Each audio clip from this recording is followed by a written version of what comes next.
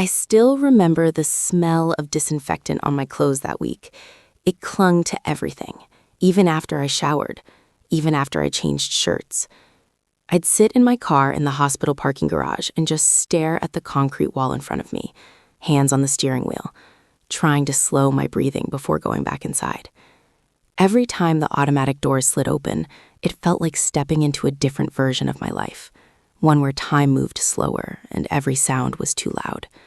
The beeping machines, the squeak of nurses' shoes, the low murmur of voices from other rooms, other families dealing with their own quiet disasters. She looked so small in that bed. Tubes, wires, that stiff white blanket pulled up to her chest. This was the woman who used to take over entire rooms without trying, who could talk to anyone about anything, who never seemed tired no matter how much she traveled. Now she slept most of the day, her face pale, her hair pulled back in a loose ponytail I'd done clumsily that first morning. When she was awake, she smiled at me, like everything was fine, like this was just another inconvenience we'd laugh about later. I kept telling myself that too, that this was temporary, that we'd get through it like we always did. We'd been together 7 years, met in our late 20s, married by 32.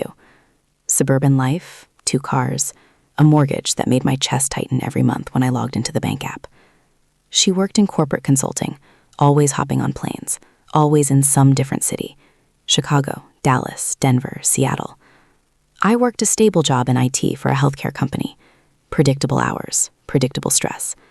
I used to joke that between the two of us, she lived the exciting life and I lived the boring one. I trusted her completely. That's not something I say lightly now, looking back. I never checked her phone, never asked for itineraries, never questioned why a trip ran long or why she sounded distracted on FaceTime from a hotel room. She was ambitious, driven. That was part of what I loved about her. I was proud of her. When people asked how she managed all the travel, I'd say she thrived on it. The hospital stay wasn't supposed to happen. A routine surgery turned complicated, an infection that no one caught right away. Suddenly, a 2-day stay became a week, then 2. I rearranged my life around that room, took time off work, slept on that awful fold-out chair until my back felt permanently bent, learned the rhythms of her medications and the best times to bring coffee for the nurses. On the 3rd night, she asked me to take her laptop home. "I need you to check something for me," she said, her voice hoarse. "There's a folder on the desktop. I think it's called Q3 Reports. I need to make sure I didn't miss anything. My boss is texting me nonstop." She gave me her phone too because she was too tired to deal with it. I didn't think twice. I tucked both into my backpack and kissed her forehead before leaving. At home, the house felt wrong without her, too quiet. I walked past the kitchen counter where she usually dumped her keys, the couch where she'd curl up after trips, scrolling through emails like she couldn't fully unplug. I opened her laptop at the dining table, the screen lighting up the room in that cold blue glow. Her desktop was cluttered, exactly how I expected. Files everywhere, half-labeled folders. I found the reports she mentioned, skimmed through them like I knew what I was looking for, then saved them to send later if needed. I was about to shut the laptop when her email popped open automatically. New message notification. I should have closed it, I know that now. But something about seeing her inbox open, right there, felt oddly intimate, like stepping into a room of her mind I'd never been in before. Most of it was work stuff, chains of emails with clients, flight confirmations, expense reports. Then I noticed one threat that wasn't labeled like the others. No company signature at the bottom, just a first name in the sender line. Mark. The subject line said, "Miss you already." My chest tightened. I stared at it longer than I want to admit, like if I just looked hard enough it would explain itself. Maybe a coworker, maybe a friend. She'd mentioned a Mark before, I thought. Or maybe I just wanted to believe that. I clicked it. The email wasn't explicit. That's the part that messed with me the most at first. It was casual, familiar, talking about dinner in Denver, a joke about the hotel bar being terrible, a line about wishing she didn't have to fly back so soon. I scrolled. My hands were shaking, and I had to keep wiping my palms on my jeans. There were dozens of emails, weeks, months, some sent late at night, some early mornings, all during times she'd been on the road. I told myself not to jump to conclusions, that people can be close without crossing lines, that work trips blur boundaries. I tried to be the reasonable version of myself, the one who trusted his wife. Then I opened another message. This one ended with, "Next time, let's not wait so long." I leaned back in the chair, my heart pounding so hard I could hear it in my ears. The room felt smaller, the air heavier. I checked the sent dates, cross-referenced them with trips I remembered. Trips where she'd FaceTimed me from a hotel bed, hair still damp from a shower, telling me she missed me. Trips where I'd stayed up late just to talk to her for 10 minutes before she fell asleep. My phone buzzed on the table, her phone. A text message lit up the screen. "Mark, thinking about you. Hope you're feeling better." I didn't open it. I couldn't. I just stared at her phone like it was something dangerous, something that might explode if I touched it wrong. I remember laughing then, just a short, broken sound that surprised me. It felt unreal, like I was watching someone else's life unravel through a screen. I told myself there had to be an explanation, that hospitals mess with your head, that exhaustion makes you paranoid. I closed the laptop and shoved it back into my bag, heart still racing. I didn't sleep that night. I lay in our bed, staring at the ceiling, replaying conversations from the past year. Every, "Sorry, bad connection." Every, "I'll call you tomorrow." Every time she'd come home from a trip distant, like she needed a day to readjust. The next morning, I went back to the hospital with a smile plastered on my face. I kissed her cheek, asked how she was feeling, held her hand while she talked about physical therapy and discharge plans. She looked at me with the same eyes she always had, warm, trusting, completely unaware that something inside me had cracked open. I told myself I wouldn't think about it there, that she needed me focused, that whatever this was, it could wait. But as I sat by her bed, listening to the machines beep steadily, all I could think was how many of those work trips suddenly felt different. How many nights I'd spent alone in that quiet house, proud of her, missing her, never once imagining I was missing more than just her presence. I didn't confront her right away. That's the part people always question when I tell this story in my head, like there was some imaginary jury watching my reactions. Why didn't you say something immediately? Why didn't you demand answers? The truth is, the hospital stripped me down to something smaller than anger. I was running on fumes. On adrenaline and fear and this constant background noise of machines, reminding me that her body had failed her in a very real way. It didn't feel like the moment for explosions. So I played a role. I brought her coffee from the downstairs cafe every morning, even though it tasted like burned cardboard. I joked with the nurses. I told her she looked stronger every day, even when I wasn't sure it was true. And every time she smiled at me, something twisted deeper in my chest. At night, when she slept, I sat there scrolling through my own phone, pretending to read the news while my mind replayed everything I'd seen. I kept thinking maybe I imagined the tone of those emails. Maybe I was projecting something ugly onto something innocent. I wanted so badly for that to be the case that I almost convinced myself. On the 5th day, she asked me to text her boss an update. She was too tired, she said, and he kept checking in. She slid her phone across the tray table like it was nothing, like it was just an object, not a live wire. My heart started pounding again, but I picked it up casually. Her passcode was the same one she'd had for years, our anniversary. I unlocked it, opened messages, and froze. There was Mark's name again. I told myself I was just going to send the update, that I wouldn't scroll, that I wouldn't look. But my thumb hovered there, and before I could stop myself, I tapped the thread. This time, there was no room for interpretation. It wasn't graphic, but it was intimate in a way that hurt worse. Little things, inside jokes, references to moments I hadn't been part of. A picture of a city skyline at night with the caption, "Wish you were here." Her reply, "Soon." A message from him asking if she told me yet. Her response, "No, not now." My hands went numb. I felt detached from my body, like I was watching myself from across the room. There was a date stamp from a trip to Austin last spring, a week I remembered clearly because I'd surprised her by fixing the leaky faucet while she was gone and sent her a video, proud of myself in this dumb domestic way. That night she told me she was exhausted from meetings, too tired to talk long. She'd said she loved me before hanging up. I locked the phone and set it back down exactly where it had been, my heart slamming against my ribs. She was still asleep, her breathing shallow but steady. For a moment I just stared at her, searching her face for something I'd missed all these years. A crack, a tell, something that would make this make sense. There was nothing, just the woman I loved, or thought I did. I left the room and walked down the hall, past other families, past a vending machine humming too loudly. I ended up in the stairwell because I didn't trust myself in public. I sat on the cold concrete steps and put my head in my hands. I wasn't angry yet. I was hollow, like someone had scooped something essential out of me and left the rest intact. I thought about all the trust I'd given so freely, how I defended her when friends joked about her travel schedule, how I'd brushed off my mom's occasional subtle concern. "She's gone a lot, honey. You okay with that?" I had been, completely. That night when I got home, I poured myself a drink, even though I rarely drank alone. The house felt bigger than ever. I wandered from room to room like I was seeing it for the first time. The framed photos on the wall from trips we'd taken together. The magnet on the fridge from Seattle, a city she'd been to twice without me. The suitcase in the closet she always used for work. I opened it. At first it was just clothes, neatly folded, like always. Then I found a small toiletry bag I didn't recognize. Inside was a men's razor, a brand I didn't use. I sat on the floor with that stupid razor in my hand and laughed again, that same broken sound. It felt like my body didn't know what else to do. The next day she was more alert, talkative. She asked about work, about the house, about whether the dog missed her. I answered everything automatically, like muscle memory. At one point she squeezed my hand and said, "I don't know what I'd do without you." I almost pulled away, almost said something right then, consequences be damned. But instead I squeezed back and said, "I'm here." That night she fell asleep early and I went back to the car, not ready to face the house yet. I sat in the driver's seat and opened my laptop again. This time I didn't pretend I was looking for work files. I read everything.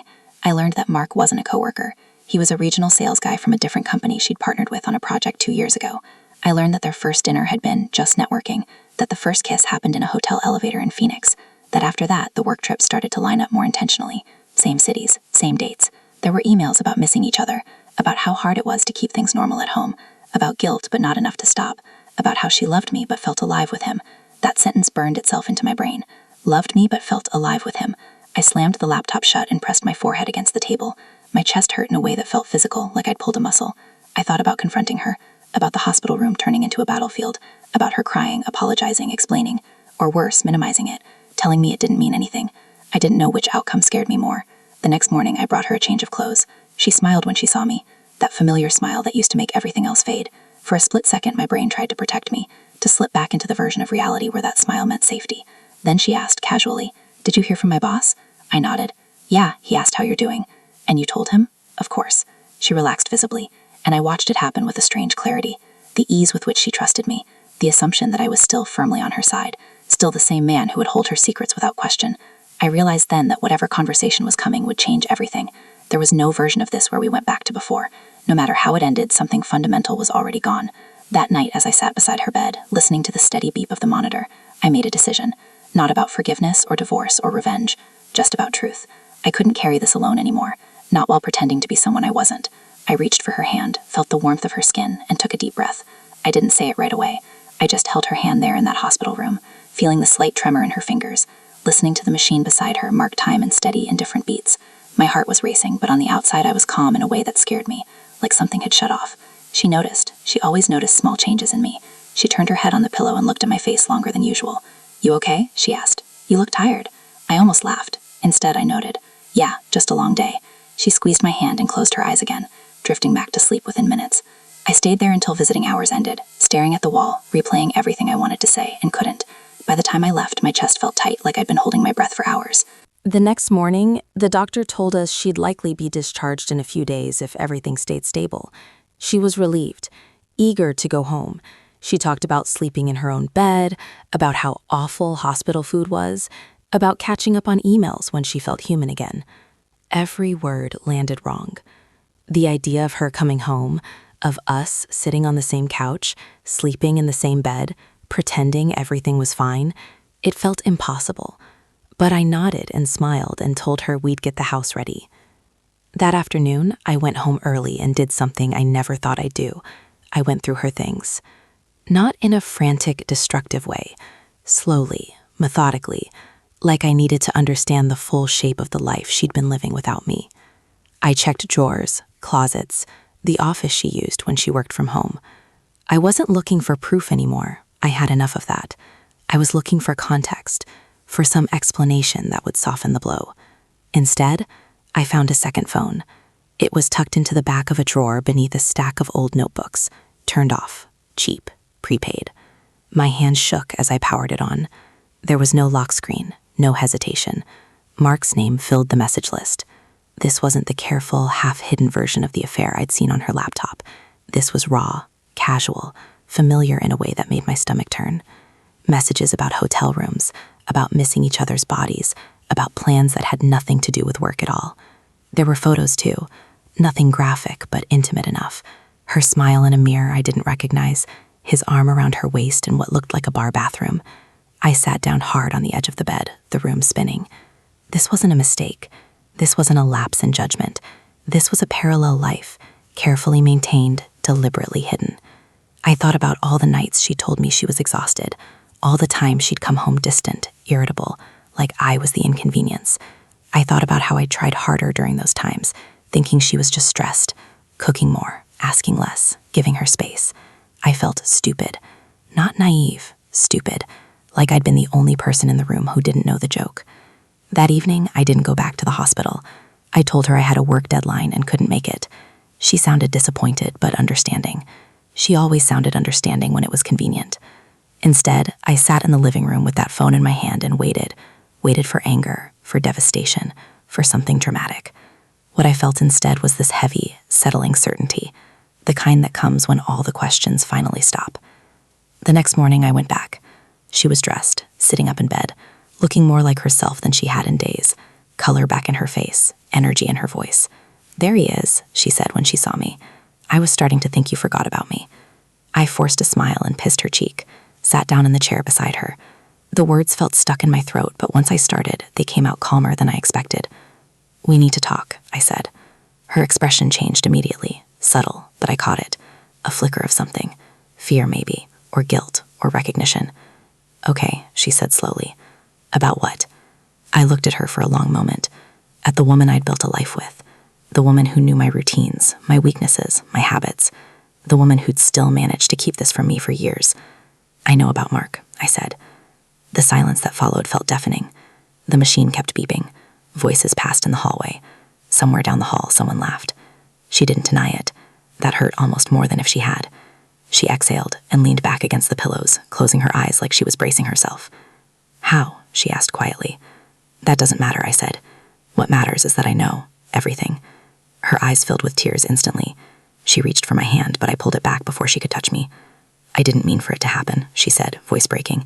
It started small. I was lonely. You were always so steady, and I felt like I was disappearing." I stared at her, incredulous. "I was here. Every time you left, I was here." "I know," she said quickly. "That's not what I meant. When I was with him, I felt different, lighter." That sentence again. Different, lighter, alive. "So you lied," I said, over and over. She nodded, tears spilling down her cheeks. I let out a short, humorless laugh. "You don't get credit for that." She reached for me again, more desperately this time. "I love you," she said. "I never stopped loving you." I stood up. I couldn't sit there anymore, couldn't breathe in that room. "I believe you think that," I said. "But love doesn't look like this." She started crying harder, apologizing, saying his name didn't mean what I thought it did, that she'd ended it already, that she'd planned to tell me after she recovered. Every word felt rehearsed, like she'd imagined this conversation before and hoped it would never happen. I didn't yell. I didn't raise my voice. I just listened until there was nothing left to say. When I finally spoke, my voice surprised me with how steady it was. "I can't do this right now. I'm going home." She looked panicked. "You're leaving me here?" I paused at the door. "You're not alone," I said. "You have doctors, nurses, friends. I just can't be your husband tonight." I walked out before she could respond. The drive home was a blur. I don't remember the route. I don't remember stopping at lights. I remember sitting in the driveway afterwards, hands shaking, realizing that for the first time since I'd met her, I had no idea what came next. I didn't go back to the hospital that night. I stayed in the car for hours, engine off, just staring at the darkened street in front of my house. The neighborhood was quiet, streetlights casting pale circles on the asphalt, houses lined up neatly, their windows dark, lives unfolding inside without me. I realized then how lonely I felt, not just in that moment, but for months, maybe years, while she was living one life and I thought we were living another. Sleep came in fits. Dreams were worse. I kept seeing her hotel room in Denver, her smile at some cafe in Chicago, the way she laughed in a video I'd sent her from home. All these tiny fragments she'd lived somewhere else, somewhere I wasn't allowed to be.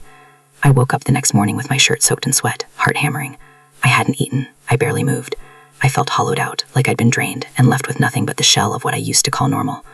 I went back to the hospital in the afternoon, but not to see her. I went to the cafeteria. I bought a sandwich I didn't want and a coffee I didn't drink, and I sat near the window, watching people walk in and out. Families, couples, strangers holding hands, laughing, living lives I'd assumed we had. I felt like an intruder in someone else's story. When I finally went back to her room, she was awake. She'd changed into fresh clothes, her hair brushed, looking almost like herself again. But there was a weight in the way she moved, in the way she looked at me, Something small, subtle, but impossible to ignore. She was afraid. Afraid I'd leave. Afraid of what I knew. Afraid of what would happen next. I sat down, keeping distance. She tried to reach for my hand.